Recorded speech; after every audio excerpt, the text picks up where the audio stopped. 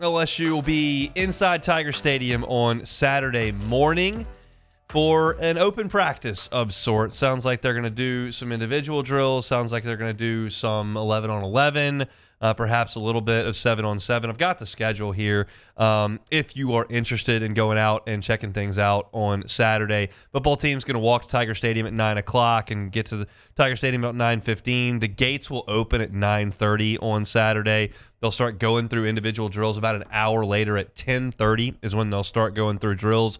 At 11:10, so just after 11 o'clock, they will start their scrimmage. It'll be halftime about 30 minutes later, and then they'll give a little bit more action, maybe 11-on-11, maybe 7-on-7.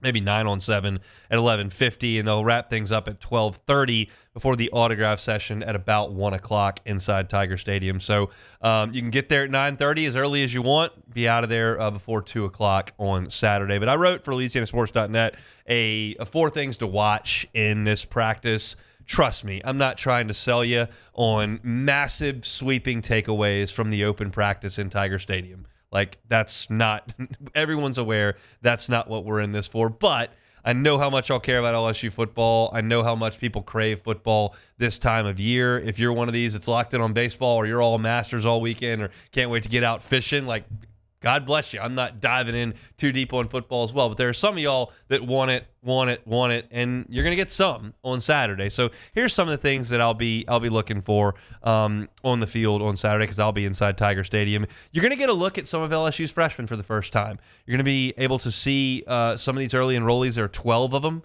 I think the headliners are obviously DJ Pickett, Harlem Bery, and Carius Curne to this point.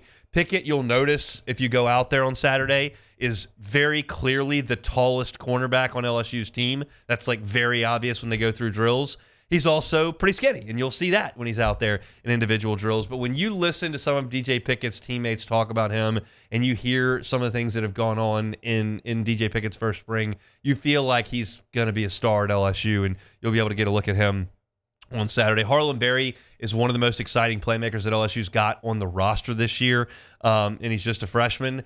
I think based on the numbers at tailback, there's a good chance you're going to see him with the ball in his hands a little bit on Saturday. He's behind Caden Durham, but he's in the mix with Caleb Jackson, and they're very, very different. Jackson's downhill, big, physical running back. Harlem Bery can go play in the slot and run around. So I feel like that differentiation will give Harlem Bery more reps, because you're going to give him those reps, and you give Jackson the ones that are a little bit more traditional. So I think Harlem Bery will get the ball a little bit on Saturday. You'll definitely want to see him. And then Carius Curne has been working with the second-team offensive line a lot at left tackle. I think there's a chance he could play some guard, but he's right now working at left tackle, and he's impressive to watch as well. So those three were three of the highest-rated players that LSU got. Pickett, the number 1 cornerback, Harlem Bery, the number 1 wide receiver. The number 1 running back, and then Carius Curne, number 1 interior offensive lineman, who's playing on the outside right now. So those 3 guys, I think, worth a look on Saturday. If you'll go out and you'll see some 11-on-11, take note of how often LSU is in a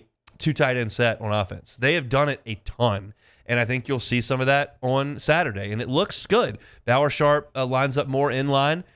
He's a little bit more physical presence. You know Trey Green and the matchup problem he can be, but I think those 2 guys on the field at the same time can create some headaches for defensive coordinators based on formation and alignment and then their versatility. So I think more so than the plays that they make, just how often they're going 2 tight ends, to me, is revealing. I think they're really working on that. I think they really want to integrate that into the offense, and I think you'll see both of those guys a good bit coming up on Saturday. I wrote 2 weeks ago, I said 2 weeks ago on this show, I don't expect LSU's tight end productivity to take a nosedive after the greatest, most productive tight end in school history walks out the door. I still believe that. I think those 2 guys are going to be very, very good, and I think you'll see them out there simultaneously a good bit on Saturday. Safety is a position that has been very interesting to watch in the spring. One of your presumed starting safeties, Jordan Gilbert, is not available.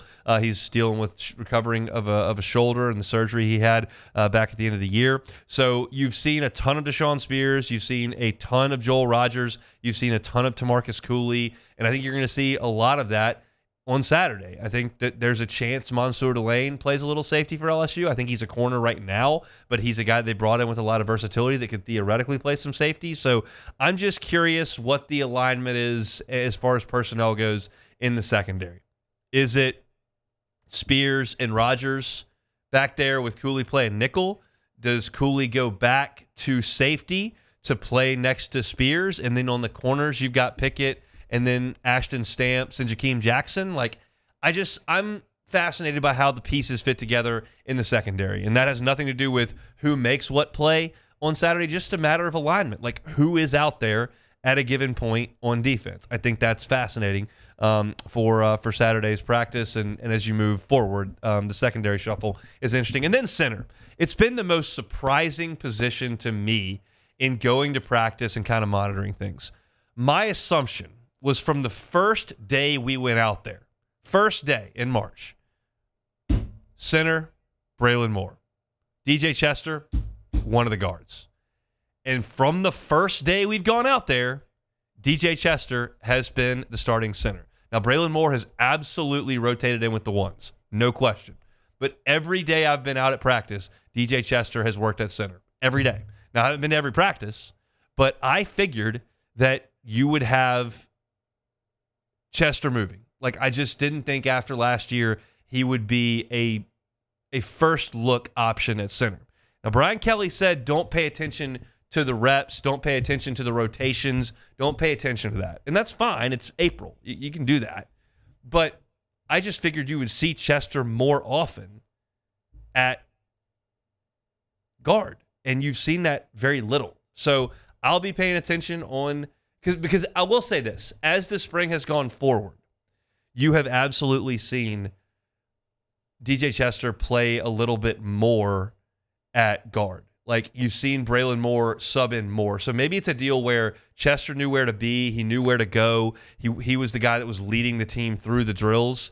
And because of that, you were just waiting to add Braylon Moore in time once he got a little bit more comfortable with the flow of an LSU practice. That's perfectly logical, perfectly reasonable. But it just surprised me a little bit. So I'll be watching in our final look at LSU on Saturday what that rotation looks like. So that's kind of, to me, the nuts and bolts of what to look for. Rising freshmen, who will be your first look at them. Tight end usage. Secondary, specifically at safety, the alignment. And then who takes most of the reps at center. I'm curious about all of that. I could tell you about Chris Hilton. Probably will tomorrow. I could tell you about the quarterback position and what Garrett Nussmeier's looked like, and certainly Michael Van Buren coming over from Mississippi State. I could tell you about that. I could talk about Tyree Adams being the true left tackle. I could talk about the depth that LSU has built with experienced, talented players on the defensive ends.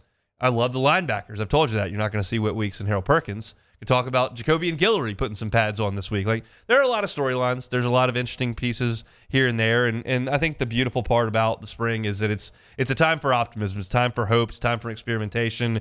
Outside of injuries, you never really have a lot of negative practice reports or interview sessions because nobody's losing any games. So it's all pretty simple and straight in front of you. So from that perspective, it's refreshing. I like it. There's such a negative energy that comes to most programs in the fall because a lot of programs lose more games than they anticipated, and that clouds your judgment on kind of everything else. You don't get that in the spring. It's just good vibes in the spring, quite frankly. And I think there'll be some really good vibes out in Tiger Stadium on Saturday. I'm sure there'll be a nice tailgating crowd out there to get a look, and should be enjoyable afternoon, well, late morning in Tiger Stadium. I'll talk a little bit more about it tomorrow. We'll have Preston on tomorrow as well, and then certainly a recap to come on LouisianaSports.net and on Monday's show. But if you're looking to go out there, you haven't paid as much attention to football, but want to go get a look at the Tigers, go to LouisianaSports.net, check out that story, and that'll give you kind of a quick checklist to go over as you get into Death Valley on Saturday morning. Hey, thanks for watching Hunt on LSU. Before you get out of here, do us a couple of favors. Hit that like button, leave your comments below, and subscribe to the channel for all your Fighting Tiger football talk. See you next time.